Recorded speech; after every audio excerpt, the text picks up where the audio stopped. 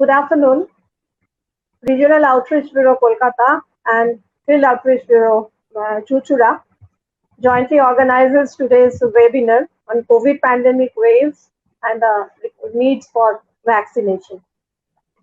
We have with us as speakers Professor Dr. Runa Ball, Professor of Nilato Sarkar Medical College and Hospital, and Dr. S.M. Nasser, Head of the Department of Clinical and Experimental Pharmacology, School of Tropical Medicine, and also the Nodal Officer of Vaccination in School of Tropical Medicine.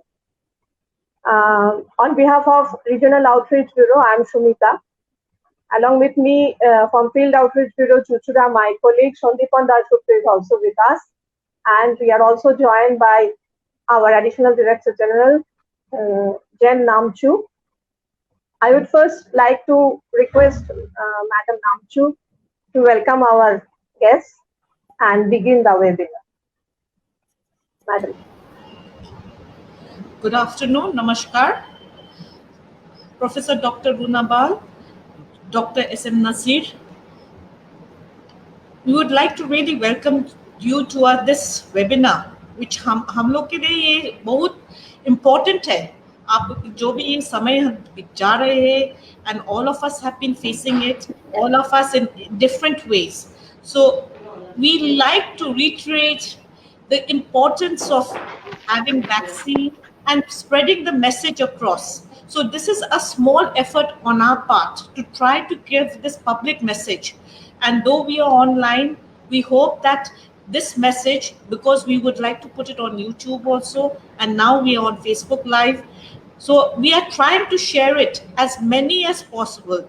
Jo bhi hai, that at least the message that goes to everyone that ye jo abhi situation hai, and this is going to be persist for some time, as we have seen, because since last year we have been going through this, and this second wave, which has been very devastating for our whole country.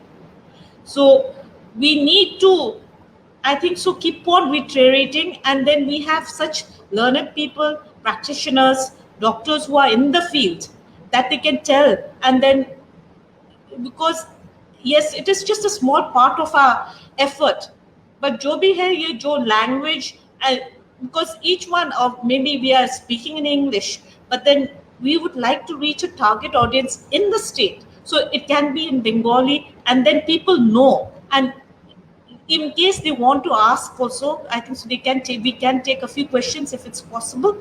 And that would help to carry this message. Because I think so we have, because it will keep on playing. And please, thank you from your busy schedule. आप लोग फिर आके इस webinar में address कर रहे. That's all. Thank you. Thank you, ma'am. আজকে শুরু করছি প্রথমে ডক্টর রুনা বলকে দিয়ে আমি শুরু করি যে গত বছর থেকে শুরু হয়েছে এই কোভিড প্যান্ডেমিক, কোভিড অতিমারি। গত বছর দেখলাম আমরা একগ্রস্ত, এবার 2020-তে আরো বেশি সাংঘাতিক রকম ভাবে তাকে আমরা দেখতে পাচ্ছি, যাকে বলছে সেকেন্ড ওয়েভ। তো এইরকম কি পরপর ওয়েভ আসতেই থাকবে? এখন শোনা যাচ্ছে থার্ড ওয়েভ আসবে, তাহলে এটা কি এখন মোটামুটি আমরা ধরে নেব যে আবার থার্ড ওয়েভ, ফোর্থ ওয়েভ এবং পরের পর আসতেই থাকবে? এখন যে কোনো মহামারী তেই এই জাতীয় একটা সমস্যা হয়। এর আগেও যখন আমরা 100 years back, when if we check the data of the Spanish flu, then also we will see that there are few, one wave, first wave, second wave is the most dangerous wave, and the third and fourth, there are minor waves are there, because Delhi government is claiming that they are facing this fourth wave or fifth wave like that.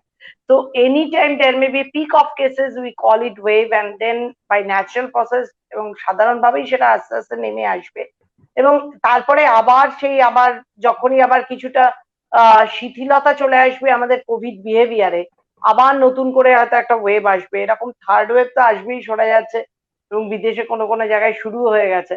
তো সুতরাং এটা হয়তো অতটা মারাত্মক হবে না, আশা করি আমরা, নিশ্চয়ই আশা রাখবো সেটা।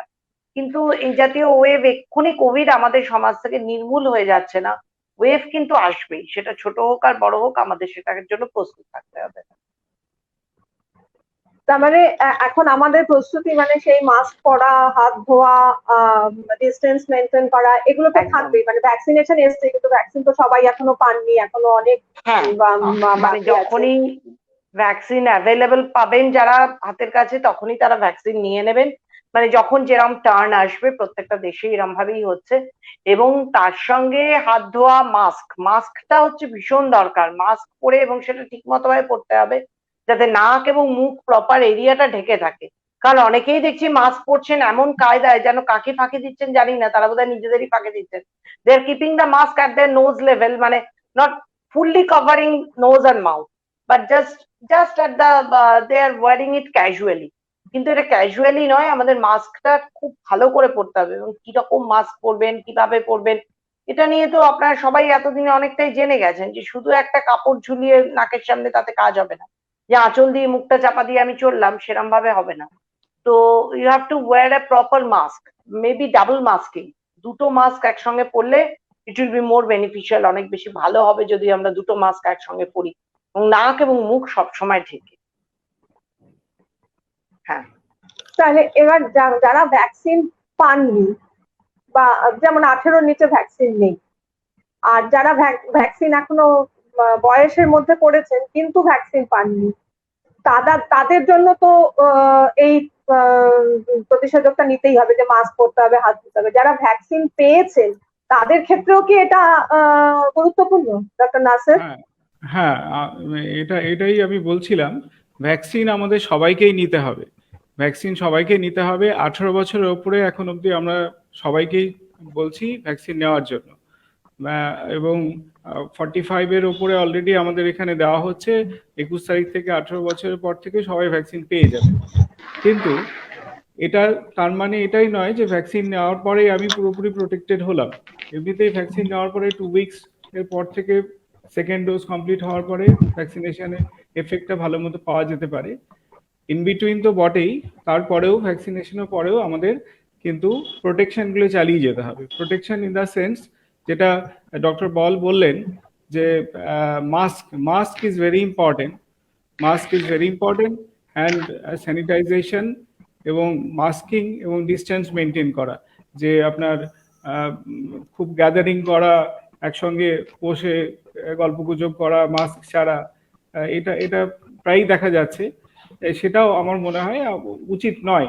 ইভেন কেননা ভ্যাকসিনেশন একটা ইম্পর্টেন্ট ইস্যু হচ্ছে, আমাদের চেষ্টা হচ্ছে মাস ভ্যাকসিনেশনের, কিন্তু সেইটা অ্যাচিভ করা কিন্তু আমাদের মতো একটা এত কোটি দেশের লোকেদের পক্ষে এতটা পসিবল নয় immediately. It will take long time. In between আমাদের কিন্তু নিজেদেরকে প্রোটেকশনটা দিয়ে রাখতে হবে। সুতরাং মাস্ক ইজ ইম্পর্টেন্ট। ডক্টর নাসেরকে আমি একটা প্রশ্ন করি। সেটা হচ্ছে যে আমরা নানা ধরনের এই ভ্যাকসিনেশন নিয়ে তো নানা ধরনের বিষয় আমরা জানতে পারছি এবং শুনতেও পারছি। মানে একটা ভ্যাকসিন নেওয়ার পর কতদিন আমরা প্রোটেক্টেড থাকতে পারি?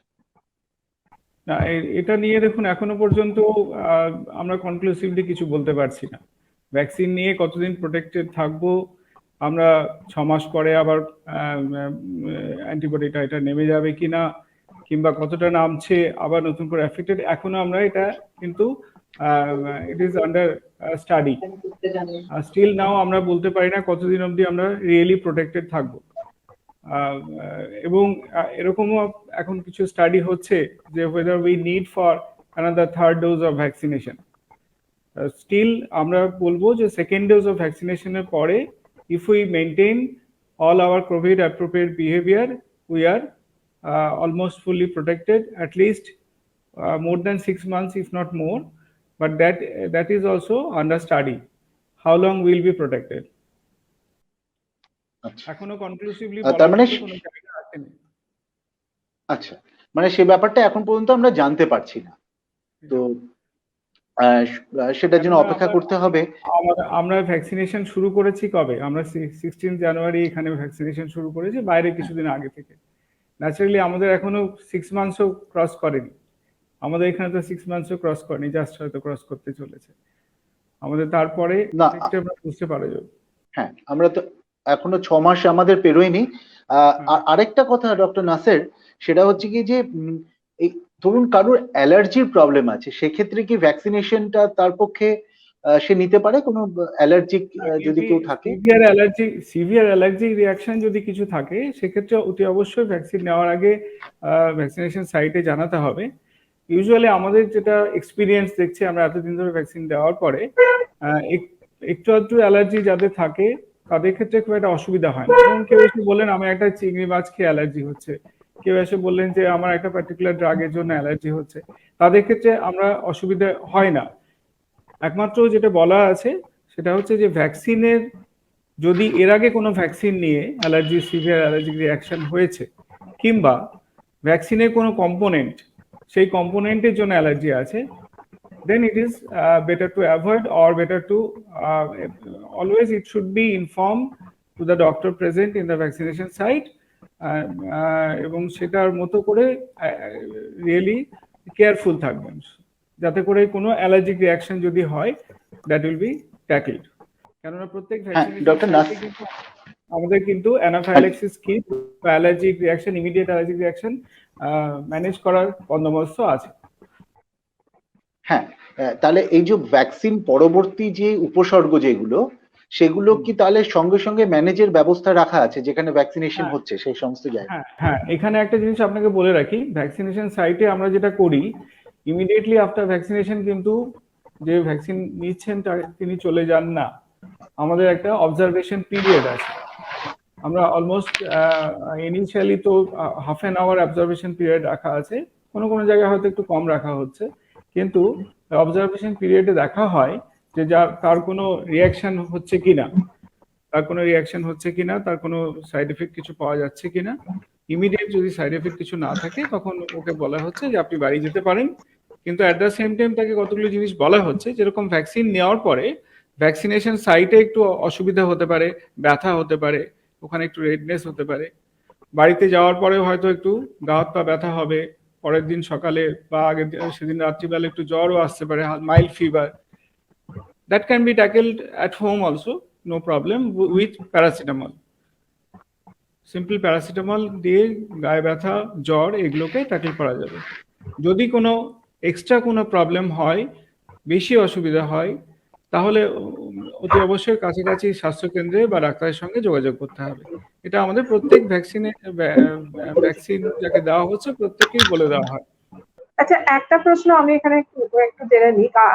কালকে পরশুদিন দেখছিলাম যেটা বলছেন একটা ইউকে তে অলরেডি থার্ড ওয়েভ এসে গেছে, থার্ড ওয়েভ ইজ র্যাম্পেজিং। এইখানে যেটা থার্ড ওয়েভের কথা বলছে এবং যেটা শোনা যাচ্ছে যে থার্ড ওয়েভে শিশুরা বেশি আক্রান্ত হওয়ার আশঙ্কা করা হচ্ছে। তো 18-র নিচে যারা ভ্যাকসিন পাচ্ছেনই না মোটে এখনো, এই যে থার্ড ওয়েভ বলে যেটাকে বলা হচ্ছে, তাহলে সেক্ষেত্রে কি তাদের আক্রান্ত হওয়ার সম্ভাবনা বেশি?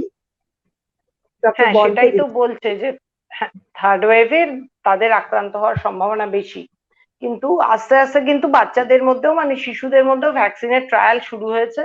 বোধহয় পশ্চিমবঙ্গেও এটা খুব রিসেন্টলি হবে এরকম দেখছিলাম, যে 100 জন শিশুর ওপরে ট্রায়াল হবে এরকম একটা পরিকল্পনা চলছে। সুতরাং আশা করা যায়, এবং বিদেশে অনেক জায়গায় 12 বছরের ওপরে সব শিশুদের দেওয়া শুরু হয়ে গেছে।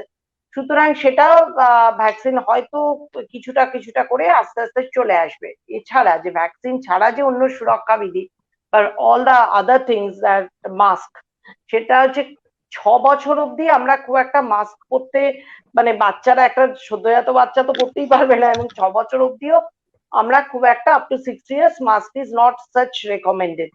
বাট 6 থেকে 12 যদি তারা মেনটেন করতে পারে, আজকালকার বাচ্চারা, kids are very smart, so they can maintain that mask. সুতরাং 6 থেকে 12 বছর অব্দি মাস্ক মেনটেন করতে পারলে আউটডোর অ্যাক্টিভিটিস এর ক্ষেত্রে পার্টিকুলারলি তাদের মাস্কটা দিতে হবে। 12 বছরের উপরে তো টোটাল যেমন বড়রা পরে সেরকম ভাবেই মাস্ক পরবে। এছাড়া হচ্ছে হাত ধোয়া, বাচ্চাদের বারবার করে বলতে হবে সাবান জলে হাত ধুতে, কারণ বাচ্চারা এখন যা পরিস্থিতি তাতে এডুকেশন ইনস্টিটিউট গুলো বন্ধ। সুতরাং বাচ্চারা খুব বেশি বাড়ির বাইরে বেরোচ্ছে না, যখনই বা বেরোচ্ছে বা খুবই কম বেরোচ্ছে, এসে যেন ভালো করে হাত সাবান দিয়ে, সাবান দিয়ে ভালো করে জল দিয়ে ধুয়ে নেয়, এবং বেরোলে বা in between time proper alcoholic sanitiser দিয়ে তাদেরকে ভালো করে হাত ওয়াশ করে দিতে হবে, এবং স্বাভাবিক সোশ্যাল ডিস্টেন্সিং তো কিছুটা মেনটেন করতে হবে, রাদার ফিজিক্যাল ডিস্টেন্সিং। বাচ্চারা যদি দুটো বাচ্চার মধ্যে খেলাধুলাও করে তাহলে একটু দূরে যেন থাকে, মানে এভাবে আর কি চলতে হবে, যেটা কোভিড অ্যাপ্রোপ্রিয়েট বিহেভিয়ার সেটা তো বাচ্চাদের ক্ষেত্রে সমানভাবেই প্রযোজ্য। এবং তাদের যেহেতু এই মুহূর্তে ভ্যাকসিন আমাদের হাতে নেই, সুতরাং তাদের ক্ষেত্রে মাস্কটা কিন্তু খুবই রিলিজিয়াসলি খুব ভালোভাবে তাদেরকে ফলো করতে হবে। হ্যাঁ ডক্টর বল, কিন্তু আপনাকে এটা হ্যাঁ হ্যাঁ, বাচ্চারা ডাক্তার নাসা বলুন, affected হচ্ছে। বাচ্চারা কিন্তু এফেক্টেড হচ্ছে, এবং বেশিরভাগ ক্ষেত্রে তাদের হয়তো অ্যাসিমটোমেটিক কিংবা হয়তো খুব মাইল্ড সিমটম হচ্ছে, আর কিন্তু বাচ্চারা এফেক্টেড হচ্ছে না তা নয়। এবং আরেকটা জিনিসও আছে, যেটা বাচ্চাদের থেকে অ্যাসিমটোমেটিক বাচ্চাদের থেকে কিন্তু বড়দের কোভিড ট্রান্সমিটেড হতে পারে। সুতরাং ওই এই সেকেন্ড ওয়েভেও, হ্যাঁ এই সেকেন্ড ওয়েভেও অনেক বাচ্চা, মানে অনেক ফ্যামিলি আমাদের যখন বিভিন্ন সময় ফোন করেছে, তারা বলেছে আমার 5 বছরের বাচ্চা সেও কোভিড পজিটিভ হয়ে গেছে, 10 বছরের বাচ্চা, 15 বছরের, এরকম অনেক বাচ্চাই কোভিড পজিটিভ হয়েছে। তবে একটা we are fortunate enough that the disease in children it is less severe till date. এটা খুব কম ক্ষেত্রে এটা সিভিয়ার হয়েছে, বেশিরভাগ ক্ষেত্রে এটা খুবই অল্পের ওপর দিয়ে বাচ্চাদের এফেকশন গেছে। সুতরাং আমরা আশা করি ভবিষ্যতেও এটা খুব বেশি সিভিয়ার আকার ধারণ নেবে না, করবে না, পার্টিকুলারলি ফর দ্য কিডস। বাচ্চাদের জন্য এটা নিশ্চয়ই অত সিভিয়ার হবে না। হ্যাঁ, কিন্তু থার্ড ওয়েভে বাচ্চাদেরই হবে এরকম কেন ধরা হচ্ছে যে বাচ্চারা বেশি কারণ এফেক্টেড হবে? অ্যাডাল্ট পপুলেশন ভ্যাকসিনেটেড হয়ে যাচ্ছে, এবং দেখা যাচ্ছে যে vaccinated people if they are at all infected, প্রথম কথা ইনফেকশনের চান্স কম, দ্বিতীয় কথা ইনফেক্টেড হলে তারা অ্যাসিমটোমেটিক থাকবে। এবার যে অ্যাসিমটোমেটিক থাকবে সে তো প্রত্যেকদিন তো it's not possible for everyone that just go for the covid test RTPCR everyday. সুতরাং যে অ্যাসিমটোমেটিক থাকে, যদি আমাদের সিমটম হয় তবেই আমরা ডাক্তারের কাছে যাই, তবেই আমরা টেস্ট করাই। সুতরাং আমরা যদি সেটা না করি, অ্যাসিমটোমেটিক থাকি, তাহলে তাদের তো টেস্ট হবে না। সুতরাং টেস্ট যখন হবে না, তাহলে বেশিরভাগ যারা ভ্যাকসিনেটেড পিপল ইনফেকশন হলে তারা অ্যাসিমটোমেটিক থাকে, বা যদি সিমটম হয় অল্প সিমটমের উপর সেরে যায়, হয়তো তাদের টেস্ট করাতেও হলো না বা ডাক্তারের কাছে গেলেও না। থার্ডলি হচ্ছে যে যদি তাদের হয়ও, তাদের সিভিয়ার ডিজিজ হয় না, এবং ডেথ তো রেটও অনেক কম। তাহলে এই যে ভ্যাকসিন দিয়ে আমরা একটা চাঙ্ক অফ পপুলেশন আমরা প্রোটেক্ট করে নিতে পারছি above 18 years till the third wave is coming in our country. আমরা মোটামুটি 18 বছরের উপরে আমরা সবাইকে প্রোটেক্ট করে নিতে পারবো, এটা আশা করছি। আনপ্রোটেক্টেড থাকলে তার ক্ষেত্রে তো কোভিড হবেই। তা যাই হোক, মানে হতেই পারে, হবেই না, হতেই পারে। তো বাচ্চাদের যেহেতু ভ্যাকসিনেশন হয়নি, that may be the reason, that's why we are apprehending that the kids will be affected in the third wave. কিন্তু যদি বাবা মা দুজনেরই ভ্যাকসিনেশন হয়ে যায়, তাহলে will that provide a security cover to the kids? Yes, always. কিন্তু তার মানে এই নয় যে কিড তো অন্যান্য কিডের সঙ্গে তো খেলাধুলো আসবে, ইন্টারাকশন আসবে, এটা তো আসবেই। সুতরাং বাচ্চারা যে সেই হিসাবে প্রোটেক্টেড হচ্ছে তা নয়, but still definitely it is better than those parents who are not vaccinated at all. একটা খুব ইম্পর্টেন্ট ইস্যু হচ্ছে, যেটা সন্দীপ ডক্টর মিস্টার দাশগুপ্ত বলছিলেন, যে ভ্যাকসিনেশন পরে প্রোটেকশন কতদিন। একটা জিনিস মাথায় রাখতে হবে, ভ্যাকসিনেশন যদি আমাদের ফুললি প্রোটেক্ট নাও করে, যেটা অ্যাটলিস্ট করে আমাদের সিভিয়ারিটি অফ দ্য ডিজিজ থেকে কিন্তু বাঁচায়, এটা মাথায় রাখতে হবে। ভ্যাকসিনেশন করার পরে দেখা গেছে যে আপনার কোভিড হয়েছে, কিন্তু hospitalization rate is much less, এবং মর্টালিটি মরবিডিটি দুটোই অনেক কম than those who are unvaccinated. সুতরাং এটা এই হিসেবে ভ্যাকসিনেশন ইজ ভেরি ইম্পর্টেন্ট, এবং সেটা ফ্যামিলি প্রোটেকশনের জন্য তাই। যেটা ডক্টর বল বলছিলেন, যে এই ওয়েভে আমরা অনেকেই দেখছি যে হোল ফ্যামিলি ইজ অ্যাফেক্টেড। সেসব ক্ষেত্রে যেটা হয় যে বাচ্চাদের ক্ষেত্রে হলো ডেফিনেটলি দ্যাট ইজ খুব চিন্তার ব্যাপার, কিন্তু বাড়ির যারা সিনিয়র যারা আছেন, বয়স্ক যারা আছেন, কিংবা যাদের কোমরবিডিটি আছে, তাদের ক্ষেত্রে কিন্তু খুব এটা সিভিয়ার ফর্মে কোভিড আসতে পারে। কিন্তু তাদের যদি আমরা অলরেডি ভ্যাকসিনেট করে রাখি বা ভ্যাকসিন তারা পেয়ে থাকেন, তাহলে কিন্তু সিভিয়ারিটি অফ দ্য ডিজিজ অনেকটাই কম হয় এবং ফ্যামিলি অনেকটাই প্রোটেক্টেড হয়। আর বাচ্চাদের ক্ষেত্রে আরেকটা ইস্যু আমি বলে রাখি ভ্যাকসিনেশনের জন্য, সরি কোভিডের জন্য, সেটা হচ্ছে যে বাচ্চা হেলদি তাদের ক্ষেত্রে হয়তো অ্যাসিমটোম্যাটিক বা সিভিয়ারিটি অফ দ্য ডিজিজ কম হবে, কিন্তু কিছু কিছু বাচ্চা আছে যারা অলরেডি ইমিউনো কম্প্রোমাইজড বা আদারওয়াইজ কোমরবিডিটি সিভিয়ার আছে, তাদের ক্ষেত্রে কিন্তু দেয়ার ইজ এ চান্স যে এই কোভিড কিন্তু মারাত্মক আকার ধারণ করতে পারে। সুতরাং তাদের ক্ষেত্রে আমাদের এক্সট্রা কশাস হতে হবে। আচ্ছা ডক্টর নাসের, সম্প্রতি আমার এক বন্ধুর তার হার্টে মানে তার স্টেন্ট বসেছে, যাই হোক সেটা কথা না, কিন্তু প্রসঙ্গ যেটা সেটা হচ্ছে গিয়ে যে যারা ব্লাড থিনার ইউজ করে, মানে ওর সঙ্গে যখন কথা হচ্ছিল বললো আমি যেহেতু ব্লাড থিনার ইউজ করি সেই জন্য আমি ভ্যাকসিন নিতে পারছি না। তো এটা কতটা মানে কতটা আমরা এটাকে ধরতে পারবো যে সঠিক? না, ঠিক নয়, ঠিক নয়। কারণ হচ্ছে ব্লাড থিনারের নেওয়ার জন্য অ্যাসপিরিন বা ক্লোপিডোগ্রাস যে ড্রাগগুলো ইউজুয়ালি খাওয়া হয় আর কি, তার জন্য কোনো কন্ট্রাইন্ডিকেশন নেই এগুলো ইউজ করা, ভ্যাকসিন দেওয়া। অতি অবশ্যই তাদের ভ্যাকসিন দেবেন, কারণ যে কারণে তারা ব্লাড থিনার ইউজ করছেন অনেক সময় তারা, that means they have got the comorbidities, so they are in the vulnerable population group, তাদেরকে অনেক আগেই ভ্যাকসিনেশন দেওয়া উচিত। এটা অনেকের কোশ্চেন যে আমি ব্লাড থিনার ইউজ করি, আমি অ্যাসপিরিন খাই, তাহলে কি আমি ভ্যাকসিন নেব? অতি অবশ্যই নেবে, অতি অবশ্যই নেবে। এবং আবার এটাও বলা হচ্ছে যে যে ব্লাড থিনার, আমি একটা বলে যে ভ্যাকসিন নেওয়ার 15 দিন আগে ব্লাড থিনার খাওয়া বন্ধ করে দিতে হবে, এরকমও কিছু ইনফরমেশন এসছে। হ্যাঁ, এখানে আমি একটা কথা বলি, এই ইনফরমেশন এই একটা ধারণা থেকে যারা ব্লাড থিনার বন্ধ করে দিচ্ছেন তাদের আবার কি হচ্ছে, কিছু কিছু ক্ষেত্রে দেখা গেছে, আমরা কেস হিস্ট্রি পেয়েছি যে তাদের হয়তো কার্ডিয়াক কোনো এলিমেন্ট শুরু হয়েছে, ধরুন অ্যাকিউট করোনারি সিনড্রোম কিছু হলো, মাইকার্ডিয়াল ইনফাকশন কিছু হলো, তারাও তখন বলে এটা ভ্যাকসিন নেওয়ার পরে হলো কি?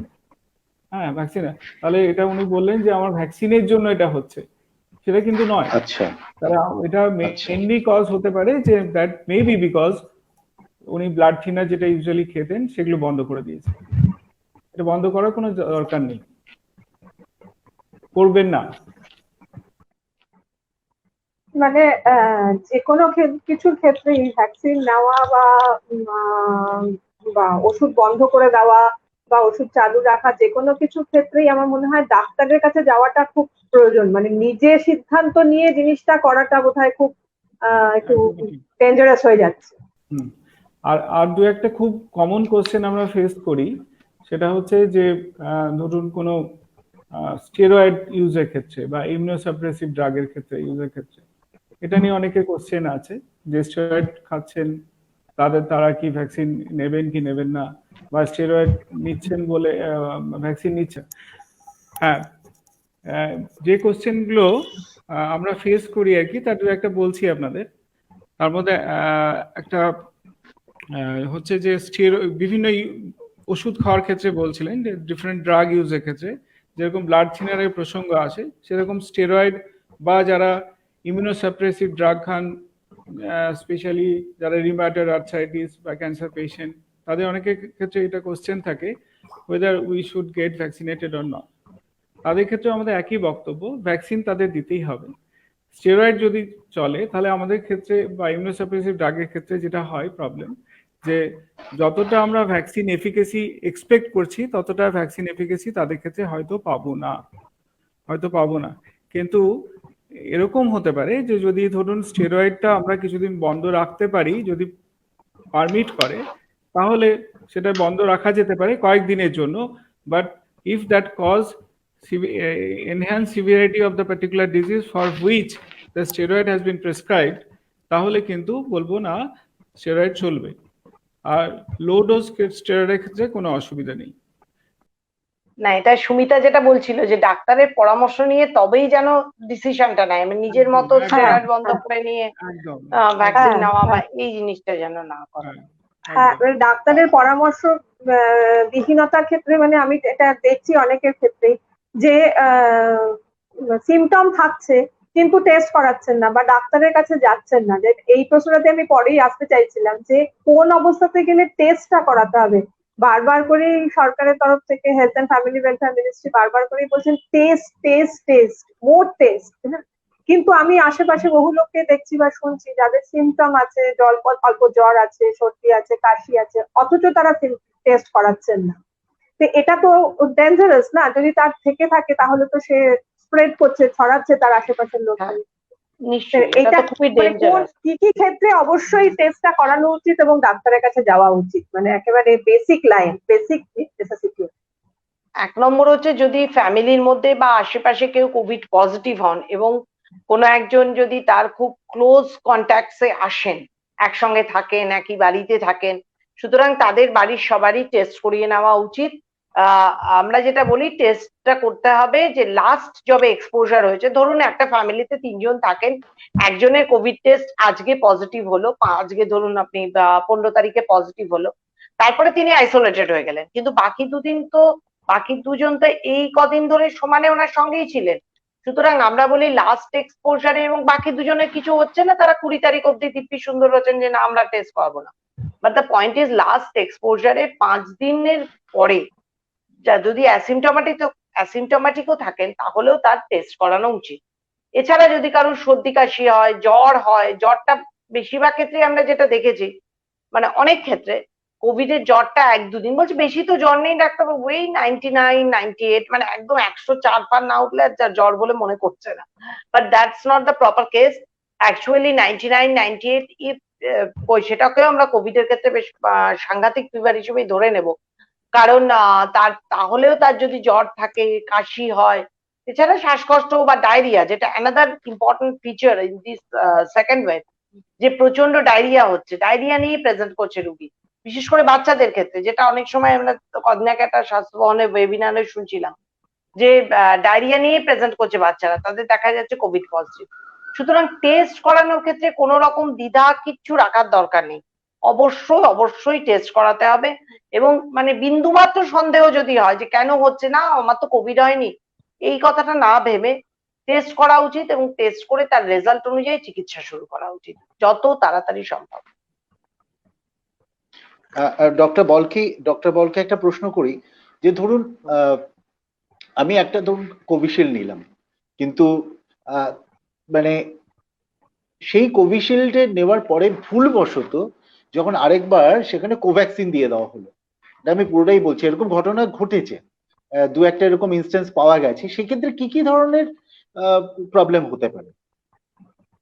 না, এটা প্রথম কথা, এটা খুব কম ঘটেছে এবং এটা সাধারণত হয়নি, মানে খুব কম 2-একটা স্টেটে এটা হয়েছে 2-এক সময়, তাদের কোনো সেই রুগীদের কোনো সমস্যা কিছু হয়নি। সুতরাং খুব ঘাবড়ে যাওয়ার মতো কোনো ঘটনা এটা নয়।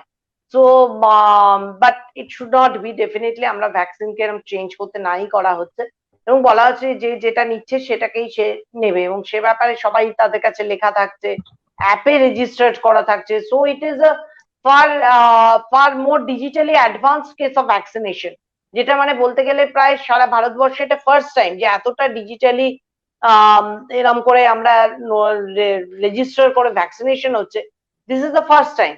তো সুতরাং এটা এই জাতীয় ভুল হচ্ছে না, খুবই কম হচ্ছে। সুতরাং এতে খুব হলেও খুব বেশি সমস্যার কোনো কারণ নেই। অনেকে আবার এটা নিয়েও ট্রায়াল হচ্ছে যে whether change of vaccination will enhance the immunity, এরকমও কেউ কেউ বলছে যে ভ্যাকসিন দুবার দুরকম দিলে ইমিউনিটি বাড়বে। এবারে ডিজিজটাও নতুন, সবটাই নতুন, সুতরাং কোনোটাই 100% অ্যাসিওরেন্সই বলা যাবে না। বাট স্টিল আমরা বলতে পারি যে আমরা এখন অব্দি যে পলিসি, তাতে if you take Covishield then go for the second dose of Covishield, if you take Covaxin then go for Covaxin as the second dose. একটা প্রশ্ন এসেছে, ডক্টর নাসরকে জিজ্ঞাসা করি, যে এখন টিকা নেওয়ার বিরুদ্ধে যেসব প্রচার হচ্ছে তার মধ্যে একটা প্রচার হচ্ছে যে ট্রায়াল অসম্পূর্ণ আছে, অনেক ক্ষেত্রে পুরো ট্রায়াল এখনো হয়নি সব ক্ষেত্রে, আর ভাইরাসও নিজের রূপটাকে চেঞ্জ করে নিচ্ছে, তাহলে এই vaccination, how for the vaccination will be effective? Trial অসম্পূর্ণ কথার যেটা কথা হচ্ছে সেটা কিন্তু পুরোপুরি ঠিক নয়। এমার্জেন্সি ইউজ অথরাইজেশন হচ্ছে ট্রায়াল যেটা নর্মাল সিচুয়েশনে করা সম্ভব হয়, এখন অতিমারির সময় সেটা সম্ভব হচ্ছে না বলে কিন্তু বাজারে আনতে হচ্ছে, কিন্তু অসম্পূর্ণ বলাটা ঠিক হবে না। অনেক ক্ষেত্রে আমরা সম্পূর্ণ ডেটা নিয়েই তারপরে বাজারে ট্রায়াল ভ্যাকসিনগুলো আসছে। আর 2 নম্বর কথা হচ্ছে যে ভাইরাসের যেটা মিউটেশন, ভাইরাসের এটা বিভিন্ন সময় আমাদের দেখছি এবং এক্সপিরিয়েন্স আসছে, সেটা হচ্ছে ভাইরাস নিজের ক্যারেক্টার চেঞ্জ করছে বাই মিউটেশন। এই মিউটেশন চেঞ্জ করার জন্য ভাইরাসের এই ভ্যাকসিনগুলো কতটা এফেক্টিভ হবে এটা নিয়ে ডেফিনেটলি কোশ্চেন উঠছে। তবে বেশিরভাগ ক্ষেত্রেই যেটা এই ভ্যাকসিনগুলোর টার্গেট হচ্ছে স্পাইক প্রোটিন, সেই স্পাইক প্রোটিনের এগেনস্টে কিন্তু all of the vaccines are very effective, যার জন্য আমাদের মোস্ট অফ দ্য কেসেই আমরা কিন্তু এফেক্ট পাবো। এখন কিছু ভেরিয়েন্ট অফ লেট যেগুলো ডেল্টা ভেরিয়েন্ট ইত্যাদি, তাদের ক্ষেত্রে কতটা এফেক্টিভ হবে সেটা টাইমই বলবে। তবে স্টিল নাও এটা ডেফিনেট যে disease severity will be less with vaccines, with all this vaccines. তারা হয়তো পুরোপুরি ভাইরাস ইনফেকশনটাকে কন্ট্রোল বন্ধ করতে পারবে না, কিন্তু disease severity will be definitely less. যেটা আমরা বলছিলাম যে ভ্যাকসিন দিয়ে আমাদের কিন্তু বোথ মর্টালিটি মরবিডিটি সবই কমবে এবং কমছে। যারা ভ্যাকসিনেটেড তাদের মধ্যে যেটা করোনা হলেও সেই করোনার প্রকোপ কিন্তু অনেক কম। কিন্তু এবারের করোনার যে ওয়েভটা হলো তাতে মৃত্যুর সংখ্যা এত বেড়ে গেল কি করে? মানে সেটা কি ভ্যাকসিন, মানে তার করোনা তার চরিত্র বদলেছে বলে, বা না, করোনা ভাইরাসটা? না, করোনা চরিত্র বদলেছে সেটা কিছুটা অংশ হয়তো হতে পারে, কিন্তু সেই পার্সেন্টেজটা কম। এবারে যে ওয়েভটা, if you follow the graph you will see that there is a enormous rise, মানে ভেরি স্টিপ গ্রাফ। মানে একসাথে, যেটা আমরা প্রথম ওয়েভের ক্ষেত্রেও বলছিলাম যে স্বাস্থ্য ব্যবস্থা ভেঙে পড়েছে, সেটা নয়। একটা যে কোনো সিস্টেম, আজকে একটা ঘরে 4টে চেয়ার আছে, সেখানে যদি আমি 40 জন লোককে ঢুকিয়ে দিই, তাহলে স্বাভাবিক কেউই বসার জায়গা পাবে না, 4 জন পাবে, সেটাও মানে বলবে উঠে যান, এই টাইপের ব্যাপার হবে আর কি। তো সেরকমই হয়েছে আমাদের, যে একসঙ্গে এত পেশেন্ট, মানে এই ভাইরাসটা সেকেন্ড ডেতে, যেটা ডেল্টা ভ্যারিয়েন্ট, যেটা বেশি মহারাষ্ট্র থেকে আমাদের এখানে এসছে আরো বেশি করে, সেটাতে যেটা হচ্ছে প্রচন্ড ভাবে স্প্রেড করছে। যেটা এর আগে আমরা বলেছিলাম যে ইবোলা ভাইরাসে আক্রান্ত হলে 95% ক্ষেত্রে মরে যায়। ভাইরাসটাও, একজন মানুষ মরে যাওয়া মানে তার ভাইরাস ওখানেই শেষ, যদি না তার বডি ফ্লুইড অন্য কোনোখানে যায়। বাট দ্য পয়েন্ট ইজ, এখানে এত অ্যাসিমটোমেটিক কেস এবং এত লেস সিমটম কেস, সুতরাং যেটা একটু আগে বলছিলেন সুমিতা, যে সবাই ঘুরে বেড়াচ্ছে, ডেফিনেটলি অ্যাসিমটোমেটিক লোকজন ঘুরে বেড়াচ্ছে, যাদের একটু আধটু জ্বর সর্দি কাশি আছে, রিপোর্ট অনেকের হয়েছে পজিটিভ। আমি এরকম কেসও জানি, মানে শুনেছি একজনের ক্ষেত্রে, যে তিনি দিল্লিতে থাকেন, তার রিপোর্ট তাকে আগে ফোন করে ল্যাব জানিয়েছে ইউ আর পজিটিভ, আমরা আপনাকে রিপোর্টটা পাঠাচ্ছি। উনি জাস্ট ফোন সুইচ অফ করে প্লেনের টিকিট কেটে, তখন প্লেন টেন সব চলছিল, চলে এসছেন কলকাতায়। মানে তার মানে পুরো এরোপ্লেনে টোটাল সবাইকে ইনফেক্ট করলেন উনি প্রায়। সুতরাং এইরকম, মানে কি বলবো, দায়িত্ব জ্ঞানহীনতা, মানে ইরেসপন্সিবল বিহেভিয়ার। তো সেটা কিন্তু এখন এত বড় একটা দেশ, তার এত জনসংখ্যা, এটা কন্ট্রোল করা ইজ ভেরি ডিফিকাল্ট। সুতরাং এইটা যদি সেরকম, হ্যাঁ বেসিক্যালি তাই। তো as a result there is a huge number of patients within a very short time. খুব তাড়াতাড়ি অনেকের অসুস্থ হয়ে পড়েছে, যার ফলে তাদের যে হেলথ কেয়ার ফেসিলিটিটা দেওয়ার দরকার ছিল সেটা তাদের, যে কারণ আমরা কদিন আগেই দেখেছি অক্সিজেনের হাহাকার, বেডের হাহাকার, অক্সিজেন নিয়ে লোকজনের মানে কাড়াকাড়ি, কোথাও পাওয়া যাচ্ছে না, এটা ওটা এরকম। সুতরাং সেই জিনিসগুলো আরো বেশি ভাবে চলে এসছে, যেহেতু এরকম ভাবে একসাথে অনেকে অ্যাফেক্টেড হয়ে গেছে। এখন যেমন আবার সব জায়গাতেই বেড অ্যাভেলেবিলিটি আছে, কারণ কি পেশেন্টের নাম্বার কমেছে একটু, যার ফলে আমরা এখন মোটামুটি বেড অ্যাভেলেবিলিটি আছে, অক্সিজেন অ্যাভেলেবিলিটি আছে, সব জায়গায় ব্যাপারগুলো এখন ঠিকঠাক আছে। একদম। হ্যাঁ, ডক্টর নাসির বলছেন। হ্যাঁ, না আমি ডক্টর রুনাবলের কথাটাই বলছি, একদমই ঠিক বলেছেন উনি। আমাদের ফার্স্ট ওয়েভের পরে কিছুটা বোধহয় রিলাক্টেন্স আমাদের মধ্যে ছিল, যে ঠিক আছে, কিন্তু যার জন্য বোধহয় মানে করোনাটাকে আমরা খুব সহজভাবে নিয়েছিলাম। আমাদের যেগুলো দরকার ছিল, যে মাস্ক পরা, ডিস্টেন্স মেনটেন করা, সেগুলো ঠিকভাবে মেনটেন করা হয়নি, তার জন্য অনেক পেশেন্ট বেড়েছে। এবং সত্যিই তো মানে আমি দেখেছি আমাদের পেশেন্ট বাড়ছে বলে আমাদের হসপিটাল স্প্রেড করা হলো, যেসব হসপিটালগুলোতে কোভিড বেড তখনও চালু ছিল না, চালু করা হলো, কিন্তু আবার সেখানে এখন আমরা দেখছি আস্তে আস্তে আবার পেশেন্ট কিন্তু লোড কমছে, পেশেন্ট লোড যখন খুব বেশি হয়ে যায় তখন সত্যি সত্যি পার্সেন্টেজ অফ সিভিয়ার পেশেন্টস হয়তো খুব বেশি বাড়েনি, কিন্তু নাম্বার অফ পেশেন্ট যেহেতু বেশি তখন ওই নাম্বার অফ সিভিয়ার পেশেন্টও বেশি, তখন ন্যাচারালি তাদের মর্টালিটি বেশি হচ্ছে। হ্যাঁ, আমি যেটা বলছি যে ধরুন আমি কেউ কোভিড পজিটিভ, এবার সেই কোভিড পজিটিভ অবস্থায় কি সে ভ্যাকসিন নিতে পারে? না, কোভিড পজিটিভ ক্ষেত্রে আমরা দেখুন ভ্যাকসিনেশন যখন মাস ভ্যাকসিনেশন হয় তখন এটার ক্ষেত্রে আমাদের কে কোভিড পজিটিভ আমাদের ভ্যাকসিন নেওয়ার আগে কিন্তু কোনো স্ক্রিন করা হয় না, সবাইকে আমরা ভ্যাকসিন দিয়ে দিই। কিন্তু কেউ যদি নোন জানে যে তার কোভিড হয়েছিল বা কোভিড পজিটিভ সে ছিল, তাহলে আমাদের আগে অ্যাডভাইস ছিল যে আমরা 4 উইকস পরে আমরা ভ্যাকসিনেট করব।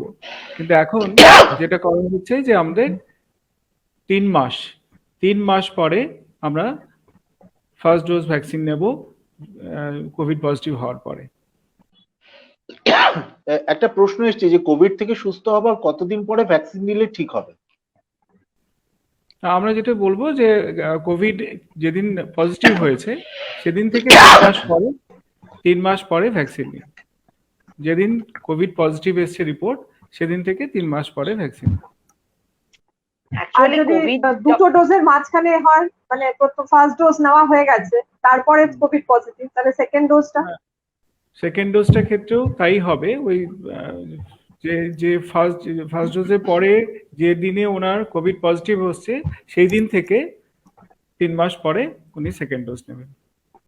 অনেকে আবার এটাও বলছেন যে তাদের কোভিড হয়েছিল বলে মানে মনে হয়েছে সিমটোম্যাটিক, কিন্তু তারা টেস্ট করায়নি, এবারে তাহলে তারা আবার মানে ভ্যাকসিনও নিয়ে নিয়েছেন।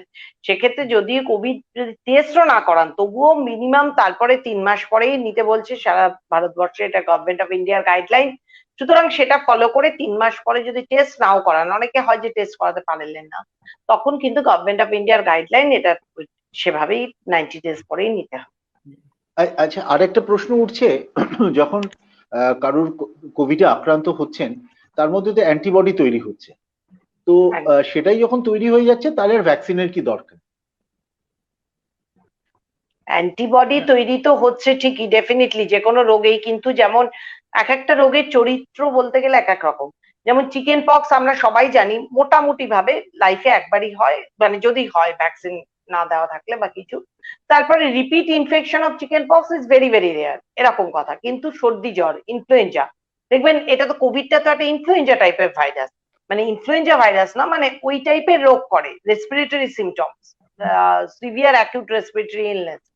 তো সেই রকম যদি করে তাহলে এটার কিন্তু অ্যান্টিবডিটা দীর্ঘস্থায়ী হয় না, যার জন্য তার রিইনফেকশনের চান্স থাকে। এবার ভ্যাকসিন দিলে কি হবে যে আমাদের যে শরীরের যে প্রতিরোধ ক্ষমতা অথবা immunity, that will be triggered again.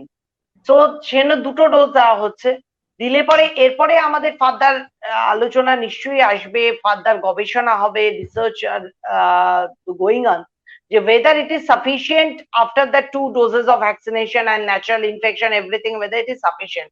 তার মানে আমরা ভ্যাকসিনেশন প্রোগ্রামটা কি আমাদের এখানেই শেষ যে দুটো ডোজের পরে, নাকি আমাদের আবার প্রত্যেক বছর বুস্টার ডোজ দিতে হবে? অনেকেই জানেন যারা ইনফ্লুয়েঞ্জার ভ্যাকসিন নেন, নিউমোনিয়ার ভ্যাকসিন নেন, তাদের অনেককেই প্রত্যেক বছর নিতে হয়। খুব ছোটবেলায় আমাদের যখন স্মল পক্স এর ভ্যাকসিনেশন নিতে হতো তখন কিন্তু প্রত্যেক বছর নিতে হতো। পালস পোলিও কতদিন বাদে বাদে হতো। সুতরাং সবটা কিন্তু এখনো ডিটারমিন নয়, yet to be determined the whole scenario of vaccination। Till date আমাদের প্রত্যেককেই বলা হয়েছে ন্যাচারাল ইনফেকশনেও 90 দিন পরে ভ্যাকসিন নাও, যাতে ন্যাচারাল ইনফেকশন যে ইমিউনিটিটা দিয়েছে ভ্যাকসিনেশন নিলে পরে সেটা আরো বেশি stronger immunity, you will get a stronger immunity. So ওই 90 দিন পরে ভ্যাকসিন, এবং তারপরে যেরকম ভ্যাকসিন নিচ্ছে সেই অনুযায়ী সেকেন্ড ডোজও নিতে হবে। ঠিক আছে, কিছু কিছু স্টাডিজ এসেছিল। হ্যাঁ, এখানে আমাদের ভ্যাকসিনেশনের ক্ষেত্রে আরেকটা অফলেট একটা স্টাডি এসেছে, সেটা হচ্ছে যে দেখা গেছে যাদের ফার্স্ট ইনফেকশন হয়েছে তারপর ফার্স্ট ডোজ নিয়েছেন, অনেক সময় তাদের ক্ষেত্রেও যথেষ্ট ভালো রকম ইমিউনিটি আছে, কিন্তু তাদেরও সেকেন্ড ডোজ দেওয়া হবে। ভ্যাকসিনেশনের ইম্পর্টেন্সটা এখানেই যে যেটা ডক্টর বল বলছিলেন যে আমাদের এই পার্টিকুলার ভ্যাকসিন আমাদের এখনকার যে ওয়েভগুলো, এখনকার যে ভ্যাকসিন ভাইরাস ভেরিয়েন্ট, সেগুলোকে আমরা প্রোটেকশন দিলাম, কিন্তু আমরা জানি না নেক্সট ইয়ারে বা আরো কিছুদিন পরে ভ্যাকসিনের যে নেচার চেঞ্জ হবে কিনা, Mutate. ওদের অ্যান্টিজেন মিউটেশন হবে কিনা, তাতে হয়তো আমাদের এরকম হতে পারে। এটা এখন বোঝা গেছে যে corona is going to stay, and corona is going to stay like influenza definitely. এবং সেরকম হতে পারে যে ইনফ্লুয়েঞ্জার মতো আমাদের হয়তো ইয়ারলি একটা করে শট নেওয়ার থাকবে, ইয়ারলি একটা করে ভ্যাকসিন নেওয়া থাকবে, সেরকম হতে পারে। কিন্তু দ্য টাইম উইল অনলি সে। আমাদের রিসার্চ চলছে সারা পৃথিবী জুড়েই, সব জায়গাতে রিসার্চ চলছে, এবং আমাদের ইন্ডিয়াতেও চলছে, আমাদের ওয়েস্ট বেঙ্গলেও চলছে, ট্রপিক্যালেও চলছে, সর্বত্রই চলছে।